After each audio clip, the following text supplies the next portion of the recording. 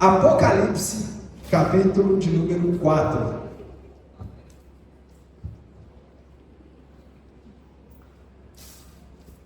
Hoje eu preparei aquela palavra de 1h30 e vou ter que pregar em meia hora. Mas aí. É tipo assim, gente, um encontro. A gente só pensa, o café chega. Apocalipse, capítulo 4, verso de número 2.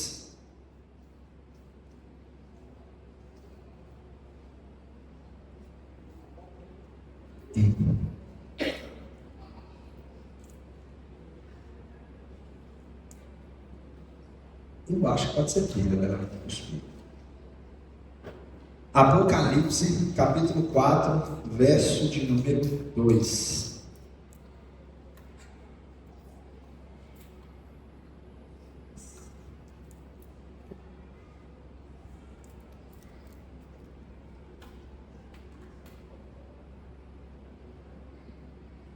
Todos acharam? Amém? Eu queria te convidar a colocar sobre os teus pés para lermos a palavra do Senhor. Está escrito assim: imediatamente me vi tomado pelo Espírito, e diante de mim estava um trono no céu, e nele estava sentado alguém.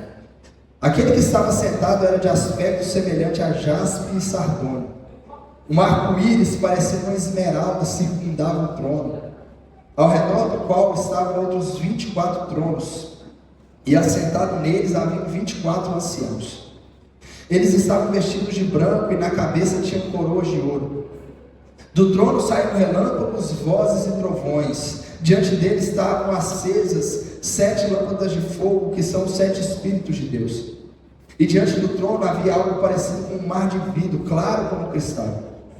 No centro, ao redor do trono, haviam 4 seres viventes cobertos de olhos, tanto na frente como atrás. O primeiro ser parecia um leão, o segundo parecia um boi, o terceiro tinha rosto como de homem, o quarto parecia uma águia em voo.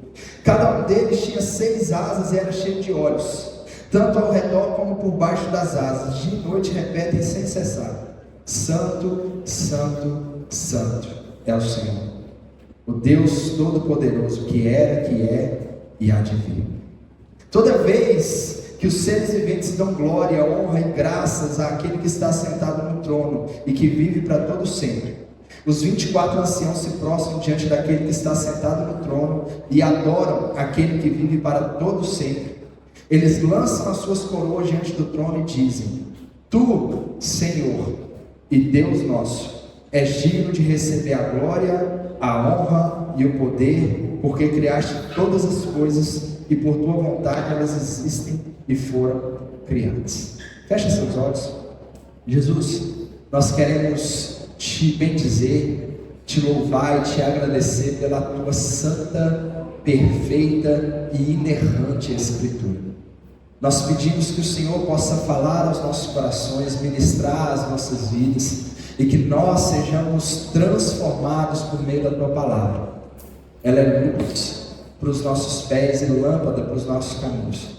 Que nós, Pai, estejamos sensíveis àquilo que o Senhor quer ministrar. É o que nós te pedimos, em nome de Jesus. Amém e amém. Pode se sentar, querido.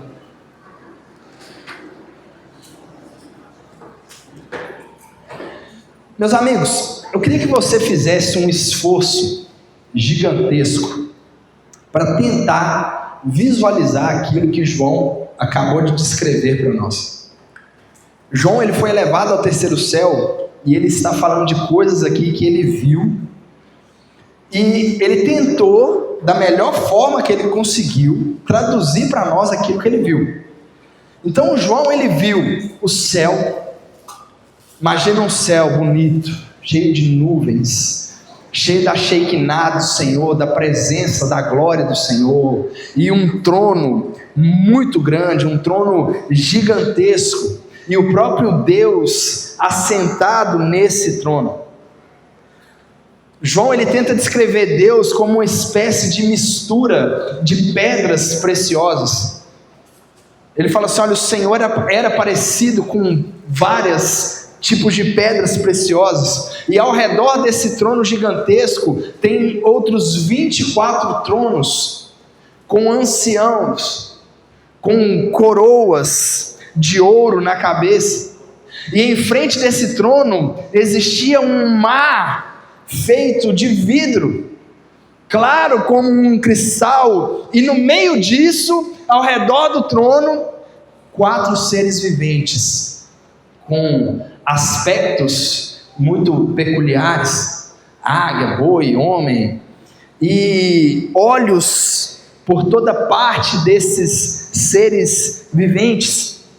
E esses seres, eles clamavam: Santo, Santo, Santo é o Senhor, o Deus Todo-Poderoso, que era, que é, que há de vir. E todas as vezes que esses seres viventes, eles dizem isso, agora mesmo, enquanto eu estou aqui pregando e vocês estão me ouvindo, eles estão ao redor do trono gritando: Santo, Santo, Santo é o Senhor dos exércitos. Os 24 anciãos se prostram ante a Deus, lançam as suas coroas diante dele e bendizem o nome e dizem: Tu, Senhor e Deus nosso, és digno de receber a glória, a honra e o poder, porque criaste todas as coisas e por tua vontade elas existem e foram criadas. Imagina essa cena no céu. Amados, essa é uma descrição ainda rasa de como que é estar na presença de Deus, de como que vai ser se encontrar diante do trono branco e ser julgado por aquele que é desde sempre, por aquele que é santo, santo, santo. João descreveu da melhor maneira que ele pôde, e às vezes a gente não consegue imaginar muito bem.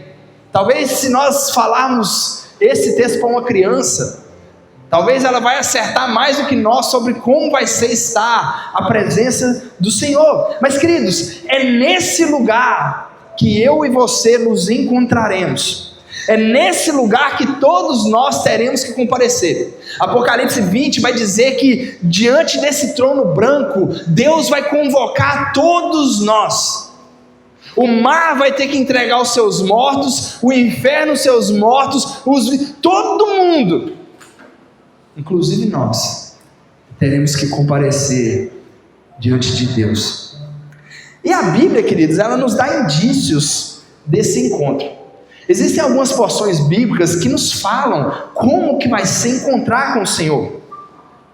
A Bíblia vai dizer que os olhos dele são como chamas de fogo. A Bíblia vai dizer que ele tem uma espada afiada que sai da sua boca. A Bíblia vai dizer que ele esmagará todos os seus inimigos com o sopro de sua boca. Abacuque diz que o Senhor é tão puro, os olhos dele são tão puros que não podem contemplar o mal. Queridos, imagina o que será de você e do seu pecado. O que será de mim e do meu pecado, se encontrando com esse Deus? Imagina o que será de nós, pobres pecadores, se encontrando com um Deus que é totalmente santo, totalmente puro, totalmente imaculado, que não tem sombra de variação, que nele não habita nada de errado. O que será de nós quando nós nos encontrarmos diante do trono branco e nos encontrarmos diante do tribunal de Deus? As pessoas passam a vida sem pensar nisso, vivem a vida como se nunca fossem morrer e como se nunca fossem se encontrar com o Criador. Você está preparado? Está preparado para se encontrar com Ele? Você já pensou nesse encontro? O que você anseia ouvir de Deus quando se encontrar com Ele? Vinde, benditos do meu Pai, para o descanso eterno. Ou apartai-vos de mim para o fogo eterno, junto com o diabo e seus anjos. Diante dele vai ser um ou outro. Vinde, benditos do meu Pai, para o descanso que eu tenho preparado para vós. Ou apartai-vos de mim para o fogo eterno. Queridos, eu anseio muito por esse encontro. E sempre que eu penso nele, eu me pergunto, o que eu ouvirei do Senhor? O que esses ouvidos grandes vão escutar da boca de Deus? E não somente isso, mas talvez a pergunta que mais me consome é: como que pode um Deus totalmente bom, totalmente santo, totalmente imaculado, puro, perfeito, aceitar a mim, a nós, totalmente pecadores, imperfeitos, falhos? Eu não sei, querido, se você pensa nisso, mas é um dos pensamentos que mais me espanta. Por que Deus me aceita? Por que Deus me recebe? Por que Ele, sendo santo, justo, bom, perfeito, ama um miserável como eu? E pior, por que alguém como Ele quer levar um miserável como eu para morar com Ele? E só existe uma resposta para isso, só tem uma explicação possível para isso: misericórdia. Lamentações, capítulo 3, verso 22, vai dizer que graças ao grande amor do Senhor é que nós não somos consumidos, pois as suas misericórdias são inesgotáveis, renovam-se a cada manhã. Em outra tradução, as misericórdias do Senhor são a causa de nós não sermos consumidos, porque as suas misericórdias não têm fim, renovam-se a cada manhã. Sabe por que eu e você não somos consumidos? Sabe o que impede esse chão de se abrir agora debaixo dos nossos pés e nós cairmos direto no inferno, no fogo eterno, e arder e queimar por toda a eternidade? A mão invisível do Senhor que está bem debaixo do seu pé, mano, e do meu. E se Deus quisesse retirar essa mão, essa terra se abriria e você e eu iríamos com os nossos pecados ao inferno. Mas Ele é misericordioso, Ele é bom, e Ele, por causa da sua infinita misericórdia, Ele nos chama para estar com Ele pacientemente. E é sobre isso que eu queria falar hoje, sobre as misericórdias do Senhor. E eu vou ter que fazer isso no modo 2.0, rápido. Então prestem muita atenção. Eu queria te convidar a fechar seus olhos, a baixar sua cabeça mais uma vez. Senhor Deus, eu quero falar aos meus irmãos sobre a Tua misericórdia, Senhor. E quem sou eu para falar sobre isso? Um miserável, Pai. Um pecador. Um dos mais carentes, Pai, de todos, da Tua graça, da Tua misericórdia, do Teu amor. Quem sou eu, Pai, para me dirigir aos Teus filhos para falar de um assunto tão caro? Mas se o Senhor me permitir, Pai, que nós sejamos edificados pela Tua palavra essa noite, Deus. Em nome de Jesus. Queridos, existem duas doutrinas que guiam a fé cristã: a doutrina da justificação e a doutrina da santificação. E embora essas doutrinas elas sejam diferentes entre si, elas precisam andar juntas. A doutrina da justificação vai falar de um Deus de amor, que amou tanto a sua criação, amou tanto aquilo que Ele criou e aquilo que Ele fez. Um Deus que estava tão angustiado, querendo salvar a sua criação, que Ele se faz homem, assume a nossa culpa, assume a nossa responsabilidade, se faz pecado em nosso lugar, para que nós pudéssemos ser redimidos. Doutrina da justificação. Aquele que não conheceu o pecado, Jesus, Deus o fez pecado por nós, para que nele fôssemos feitos justiça de Deus. Jesus é o nosso substituto. Ele assumiu a nossa culpa e nós herdamos a graça dele. Por outro lado, nós temos a doutrina da santificação. O que essa doutrina evidencia? Que existe um Deus que é totalmente santo e que sem santificação nós não vamos ver a esse Deus. Existe um Deus que é totalmente puro, que é totalmente santo, que é imaculado. E ele clama dia após dia: sede santo porque eu sou santo. E é exatamente porque ele é santo que Jesus teve que morrer numa cruz. Porque sendo ele santo, bom e perfeito, ele não pode simplesmente perdoar quem não é, senão ele estaria sendo injusto. Alguém precisava pagar os nossos pecados. Então esse Deus que é totalmente santo, ele moe o próprio Filho no madeiro. A cruz revela as duas coisas, queridos. E a pergunta é: como que Deus poderia ser misericordioso conosco e ao mesmo tempo se mostrar santo com os nossos pecados? A cruz. Na cruz Deus foi duplamente honrado. Na cruz Deus foi justo, punindo Jesus pelos pecados de todos nós, e ao mesmo tempo ele foi misericordioso conosco, atribuindo a santidade de Jesus e a justiça de Jesus a nós. Ele não deixou de ser santo porque houve uma punição em si mesmo, e através disso ele pôde usar de misericórdia comigo e com você. A cruz, ela revela tanto a misericórdia quanto a santidade. E é sobre essa misericórdia que eu quero falar algumas poucas palavras hoje, mostrando o que essa misericórdia de Deus ela produz nas nossas vidas.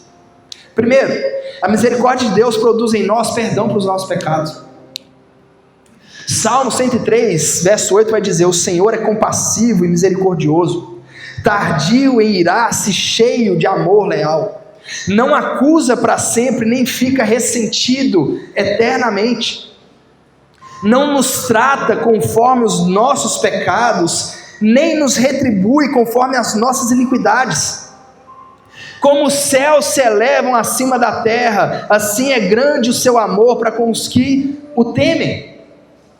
Queridos, nós temos os pecados perdoados por causa da misericórdia de Deus, e isso tem que ficar cravado nos nossos corações. O motivo por trás do perdão dos nossos pecados não é outro senão a misericórdia de Deus. Por que Deus enviou seu único filho por nós? Porque ele é bom e a sua misericórdia dura para sempre. Querido, Deus não olhou para mim e para você e falou: gente, eles são tão bonzinhos, eles são tão bonitinhos que eu vou salvá-los. Deus não olhou para mim e para você e viu algo em nós que valesse a pena. Querido, você não é o ponto fraco de Deus. Deus não olhou para mim e para você e falou assim: nossa, eu estou assim, eles são bons demais, como que eu vou perder eles para o fogo? Não posso. Queridos, muito pelo contrário, Deus olhou para mim e para você e viu tanta miséria, viu tanta desgraça, falta de graça, viu tanto ódio, tanto pecado, tanta ira, tanta sujeira, tanta soberba, tanto orgulho, que Ele se compadeceu de nós. Deus olhou para nós e nos viu mortos, em nossos delitos e pecados. A gente não estava agradável de se ver. A gente não era a última bolacha de pacote, a última bolacha no pacote que estava assim ali. A gente precisa saber disso. A gente precisa ter ciência dessa verdade, porque a falta do conhecimento disso nos afasta de Deus. Quando a gente não entende que fomos amados por pura misericórdia, por pura graça, por pura bondade do Senhor, a gente começa a se achar merecedor. E nada, queridos, nada é pior do que um servo que se julga merecedor. A gente se torna soberbo, arrogante e cruel, porque nós merecemos. E aí a gente acha que nós podemos definir quem pode e quem não pode, e quem merece e quem não merece estar aqui. Eu não mereço nada, cara. Eis aqui um dos piores pecadores. Eu não me chamo o pior porque Paulo já pegou esse título para ele. Quem sou eu para falar quem merece ou não merece o amor de Deus? Quem sou eu para falar quem merece ou não merece ser abraçado pelo Senhor? Se eu fui abraçado por pura misericórdia dele, se não existia nada de bom em mim, quando ele olhou para mim e me viu, quem sou eu para falar o que o outro tem que ter ou não para Deus amar? E queridos, essa estrada é muito perigosa, porque a gente começa a fazer juízo de quem merece ou não. E outra, quando nós não nos julgamos dignos, a gente começa a se afastar do Senhor. O nosso coração começa a ir para o lado do moralismo. É por isso que vez ou outra você para de ceiar. É por isso que vez ou outra você para de orar. Porque você erra, você pede perdão para Deus, você acha que Deus te perdoa, daqui a pouco você erra de novo e você começa a se sentir hipócrita. Você fala assim: Deus, eu não vou ceiar não, porque eu estou, não vou orar não, porque queridos, como se nós tivéssemos sido aceitos pelo Senhor, como se Deus tivesse nos amado porque a gente fez algo de bom, como se nós fôssemos dignos do amor dele. Não somos. Não somos. E eu não estou te falando isso para você, a partir de hoje, viver a vida do jeito que você quiser, não. Deus nos chama a viver uma vida em santidade, mas não é por causa disso que Ele te ama.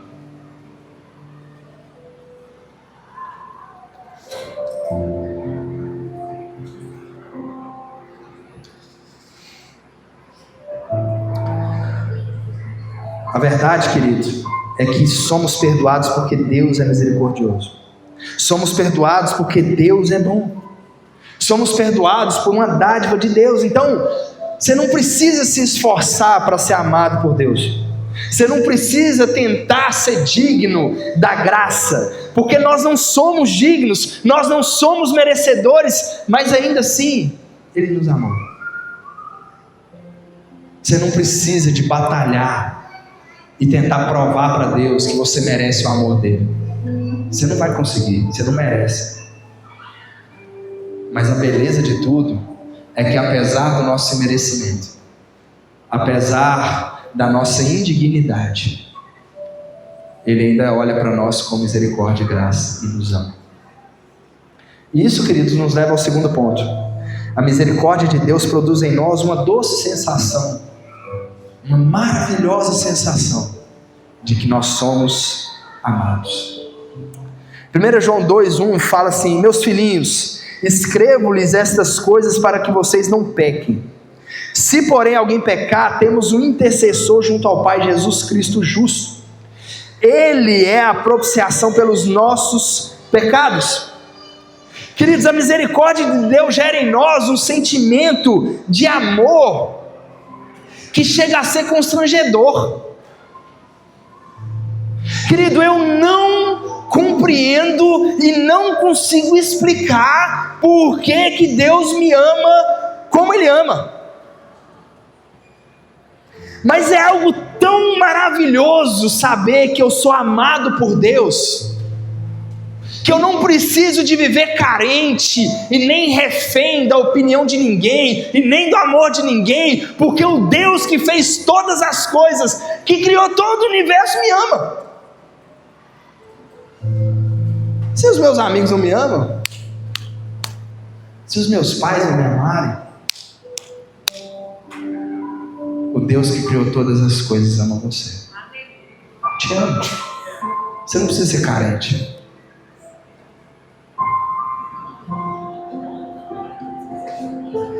Queridos, e é ainda mais sublime saber que esse amor é imerecido. Saber que eu não fiz nada para que Deus me ame da forma que Ele ama. Ou seja, Deus não vai ser surpreendido. Você não está servindo a um Deus que talvez você pise na bola e Ele fala assim, não estava esperando, agora eu não quero mais, agora eu não amo mais Ele. Deus não te amou por causa de algo que você fez ou deixou de fazer. É graça. Talvez, queridos, essa seja a maior prova do amor verdadeiro. O imerecimento, a inutilidade. A minha esposa, ela diz que me ama, mas eu sou um cara muito bom. Sou um marido bom. Eu cozinho, pago as contas direitinho, como um sushi para ela de vez em quando. Eu podia ser melhor, né? Mas estou aí, eu sou sabor rico, né? Eu não sou rico, mas ela acha que eu sou, né? Mas, queridos, um dia eu vou me tornar apenas um velhinho que talvez vai estar lá numa cadeirinha de roda, fraco,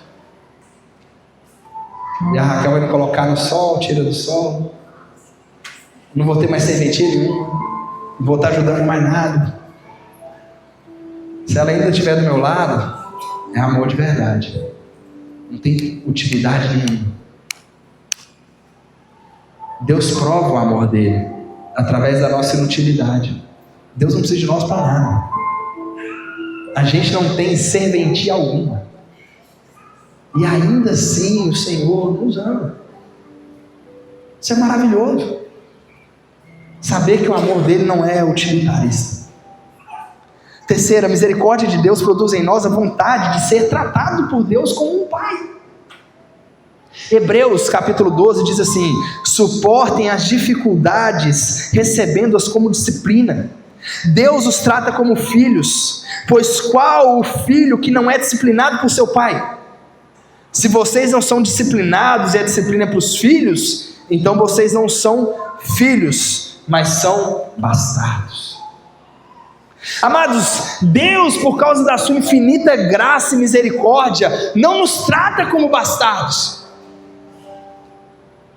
não nos deixa ao nosso bel prazer. As disciplinas e correções dele são manifestações do amor dele. Talvez, querido, se você está aqui dentro e você ainda é imaturo no seu relacionamento com Deus, quando Deus te disciplina, você entende que isso não é amor. Mas se você está aqui dentro e já tem um relacionamento com Deus, quando Ele te disciplina, você sabe que é amor. O meu filho, quando eu preciso disciplinar ele, colocar ele de castigo, ele fala assim: você não me ama? Por que você não faz o que eu quero? Você não me dá o que eu quero, você está me colocando de castigo. Sabe por que meu filho fala isso? Porque ele é imaturo, ele ainda é uma criança, e ele ainda não entende a importância da disciplina. Queridos, eu tomava correada todo dia, quando eu era pequeno. Meu pai sempre me bateu com muito amor, orava comigo, conversava comigo. Eu apanhava para mim e de vez em quando para minha irmã, que ela conseguia jogar a culpa em mim. E sabe o que é mais interessante? Um dia o meu pai, ele chegou perto de mim e falou assim: Gui, eu acho que eu dei uma exagerada. Eu acho que eu te bati muito. não muito de forma excessiva. Meu pai nunca usou cabo de vassoura. Eu vejo uns irmãos falando assim, pastor, apanhei de mangueira. Eu falei, gente, graças a Deus, meu pai nunca fez isso. Mas eu falei, pai, eu te agradeço. Eu te agradeço. Se hoje eu sei ouvir não, se hoje eu consigo passar por uma situação frustrante e ficar de boa, se hoje eu durmo sem precisar de um Rivotril, se eu tenho a cabeça no lugar, se eu consigo agir com o mínimo de decência hoje, é porque o Senhor me amou ao ponto de me disciplinar. Queridos, a misericórdia de Deus, ela produz em nós a vontade de ser tratado por Deus como um pai. Querido, Deus tem tanta misericórdia e se compadece tanto de nós, que nos ensina e nos disciplina para que a gente possa crescer e amadurecer a cada dia. Você que está aqui é pai, deixa eu te falar algo. A maior prova de amor e misericórdia que você pode ter com o seu filho é discipliná-lo, é corrigi-lo. Se você não disciplina e corrige o seu filho, você está tratando ele como um bastardo, não como filho. Você está tratando ele como se ele fosse um lá da rua e não como seu filho. Pior coisa que tem acontecido na nossa geração são pais que não assumem a responsabilidade de ser pai, que vivem em campanha eleitoral pelo amor dos filhos. Pai antigamente não tinha essa carência de ser amado, mas era respeitado. E ensinaram os filhos através da disciplina. Querido, não disciplinar seu filho segundo Deus é tratá-lo como um bastardo, como um filho que não é seu. E Deus não é assim. Olha o que a Bíblia diz sobre isso. Malaquias diz que Deus amou Jacó e odiou Esaú. Sabe como? Sabe como foi a manifestação do amor de Deus na vida de Jacó? Deus disciplinou os erros de Jacó. Deus disciplinou os pecados de Jacó. Deus não deixou Jacó viver ao seu bel prazer. Jacó significa suplantador. Jacó tomou para si o título de enganador. Enganou o irmão dele 2 vezes. Era alguém que tomou o rótulo, alguém que não era confiável. Quando ele estava indo para a casa dos parentes dele, ele tentou barganhar com Deus. Falou assim: Deus, se o Senhor me abençoar, te dou aí 10% de tudo que eu conseguir. A mente de Jacó era a mente de quê? De lucro, de barganha, de engano. O que Deus fez? Colocou Jacó para viver com um homem que era 10 vezes pior do que ele. Aí ele foi enganado. Trabalhou 7 anos por causa de uma mulher. O pai dela foi lá e deu outro. Levou gato por leve, teve que trabalhar mais 7 anos. Depois teve que trabalhar mais 6 para conseguir juntar alguma coisa. E no dia que ele estava indo embora, ele quase que perdeu a família dele toda. E isso nem foi o pior. Depois de ir embora, ele teve que passar por um vale, se encontrou com Deus, e Deus perguntou na cara dele assim: qual é o seu nome? Você sabe o que é Deus fazendo? Deus corrigindo Jacó. Jacó, você lembra, há 20 anos atrás, quando seu pai te perguntou assim: qual é o seu nome? Você falou o quê? Meu nome é Esaú. Estou te perguntando de novo: qual é o seu nome? Meu nome é Jacó. Eu sou mesmo um enganador, suplantador. Queridos, Deus, Ele corrige quem Ele ama e quem Ele tem por filho. Isso é sinal do amor e da misericórdia de Deus. Querido, a misericórdia do Senhor é grande porque Ele é Pai. E todo pai que é pai corrige. Todo pai que é pai disciplina. Certa vez Davi errou, fez um recenseamento que Deus não queria que ele fizesse. Sabe o que Davi falou? 2 Samuel 24, verso 14 diz assim: Davi respondeu: é grande a minha angústia, prefiro cair nas mãos do Senhor, pois grande é a sua misericórdia e não na mão dos homens. Deus corrigiu o pecado dele, falou assim: olha, eu vou te dar 3 opções. Davi escolheu e falou: eu prefiro cair nas mãos do Senhor, porque grandes são as misericórdias do Senhor. Em outras palavras, Davi está falando assim: olha, eu sei que eu preciso ser disciplinado, e eu sei que a mão do Senhor é a mão de amor. Querido, a misericórdia do Senhor é grande porque Ele é Pai. E talvez você que está aqui dentro, o Satanás conseguiu ferrar tanto a visão de paternidade na sua mente, que na hora que você entra aqui na igreja e escuta falar que Deus é um Pai, isso dá um negócio ruim em você. Por quê? Porque na sua visão, pai é o cara que te abandonou, pai é o cara que abusou de você, pai é o cara que te espancou até você não aguentar mais, pai era tudo menos uma coisa boa. Mas Deus é Pai, e é um Pai que te ama mais do que todas as coisas.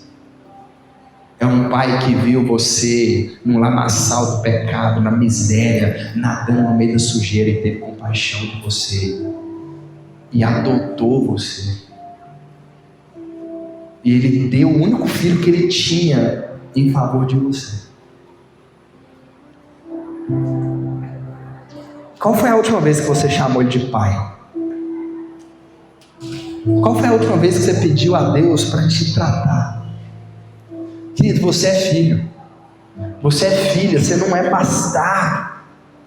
Se você está aqui dentro e tem sido disciplinado, se a mão de Deus tem sido pesada sobre você, lembra, Ele é um Pai, e as mãos dele são mãos de amor.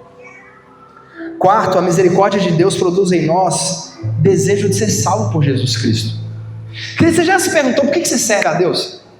Por que domingo após domingo você sai da sua casa e vem para esse lugar? Talvez seria muito mais legal você ficar em casa assistindo o Fantástico. Por que você ama a Deus? Será que essa capacidade, esse desejo de amá-lo, vem de você mesmo? Você já se perguntou se você amaria a Deus se tivesse escolha? Se dependesse de você escolher, você acha que você amaria a Deus? Uma música linda que eu sempre falo dela, do Israel Subirá, e tem uma parte dela que ele fala: como pode me amar, Deus, sabendo que eu fugiria se a porta estivesse aberta? Como pode me confiar? Se a porta estivesse aberta, eu ia embora. Se Deus te deixasse sua própria sorte, será que você o buscaria? Quer dizer, eu não vou entrar aqui em teologia, essa briga antiga, mas o que a Bíblia deixa muito claro é que o desejo de amar a Deus vem do próprio Deus. O desejo de querer a Deus vem dele mesmo.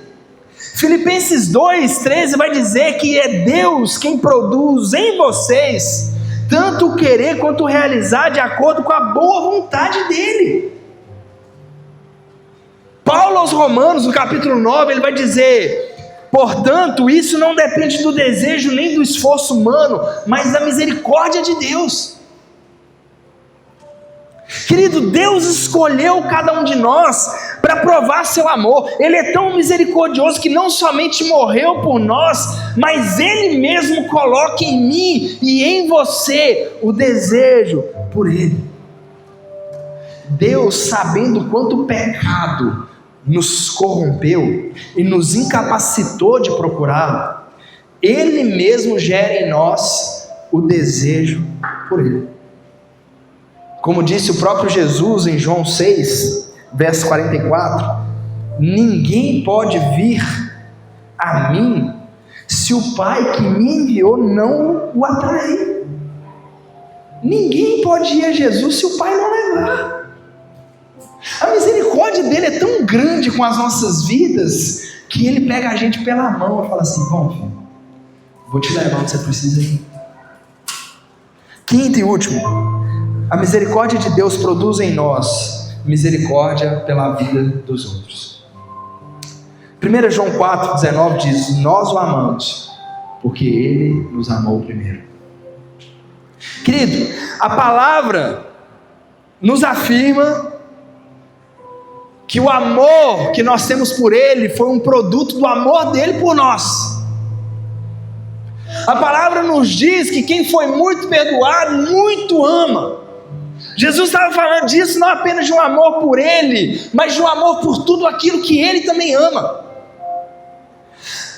Portanto, a misericórdia de Deus sobre nós, ela produz misericórdia da nossa parte sobre a vida dos outros.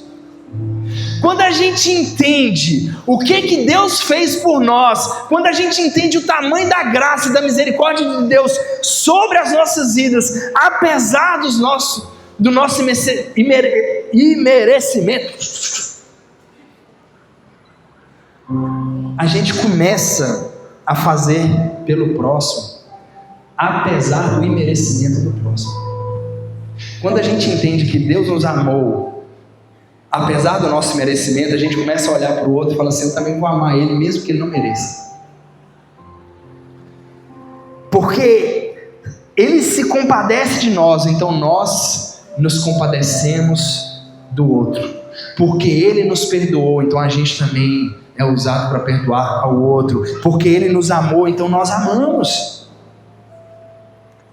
Porque ele é misericordioso conosco, então nós exercemos misericórdia sobre a vida dos outros. Queridos, quando alguém erra comigo, a primeira coisa que eu penso é: Deus, eu já pisei tanto na bola do Senhor, e mesmo assim o Senhor me perdoa. Se o Senhor fez um sacrifício demasiadamente grande desse por mim, o que eu não faria pelo Senhor? Queridos, isso é muito sério. A régua que você usa para os outros vai ser usada no seu lombo. A medida que você usa para os outros, para você vai ser recalcada, transbordante. A mesma medida de graça e misericórdia que você tem derramado sobre outros é o que vai ser derramado sobre você. E queridos, hoje a gente vive um momento pior ainda, porque está tudo sendo filmado, está tudo sendo mostrado. As nossas redes sociais viraram um tribunal de crente gospel, onde todo mundo quer meter o bedelho em tudo e dar opinião sobre tudo e fazer acusação de um monte de coisa, sem nenhuma misericórdia e graça. Viramos mestres em julgar a intenção dos corações dos outros, sem misericórdia e sem graça. Enquanto isso, estamos nos beneficiando da misericórdia do Senhor. Paulo vai dizer que o julgamento vai ser com misericórdia para quem demonstrou misericórdia, mas vai ser sem misericórdia, pesado para quem não teve misericórdia do outro. Olha o que a Bíblia fala em Tiago 2: não haverá misericórdia para quem não tiver demonstrado misericórdia. Não haverá. O discípulo, queridos, da Bíblia que eu mais gosto é João. Que eu mais gosto. E João, ele é retratado como discípulo do amor. João, nas palavras dele, ele transborda misericórdia. Filhinhos, o Pai ama vocês. Ele transborda amor. Sabe o que é interessante? João foi o único discípulo de Jesus que não teve uma morte violenta, que não teve uma morte trágica. Ele morreu exilado numa ilha. O discípulo mais amoroso, mais misericordioso, parece que recebeu uma dose a mais de misericórdia no seu leito de morte. Queridos, Jesus sempre é para nós um modelo a ser imitado. E Ele foi e é extremamente misericordioso com você. E é por isso que Ele nos conclama a exercer o mesmo nível de misericórdia com os outros. Todos nós, queridos, somos carentes da misericórdia do Senhor. Não tem ninguém que precise de mais ou menos. Nós precisamos com a mesma medida. Todos nós somos extremamente carentes da misericórdia e da graça do Senhor. Todos nós necessitamos do amor e da misericórdia do Senhor. Eu não sei como você entrou aqui essa noite. Talvez você entrou aqui se sentindo extremamente arrasado. Talvez você entrou aqui se sentindo extremamente acabado, desfalecido. Deus, eu tô terrível. Tô valendo nada. Você não está mesmo, querido. Mas, através da misericórdia do Senhor, mesmo não valendo nada, o Senhor ainda nos ama. O Senhor ainda te quer. O Senhor ainda deseja ter relacionamento e intimidade com você. Queria te convidar a se colocar sobre os seus pés.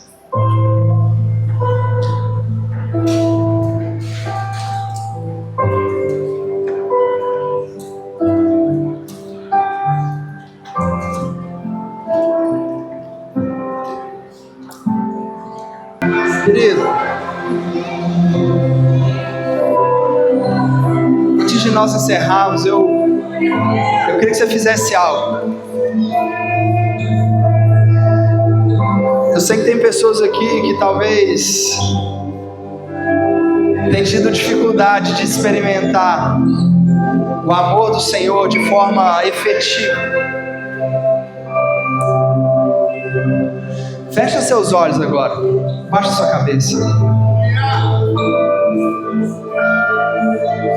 Deus, eu sei, Pai, que os teus filhos estão reunidos aqui, Senhor. E eu sei que tem filhos do Senhor aqui que tem sentido o teu amor. Tem filhos do Senhor aqui que tem, Deus, sentido o teu afeto, que tem sentido o teu colo, o teu afago. Mas eu sei, Deus, que aqui dentro também tem filhos do Senhor que estão com saudade do teu colo. Eu sei, Paizinho, que aqui dentro também tem filhos do Senhor que estão com saudade, Pai, de um abraço. Que estão com saudade, Deus, de serem constrangidos em amor. Eu queria pedir agora, Espírito Santo de Deus, toca no coração dos teus filhos que estão transbordando de amor nesse momento, Pai.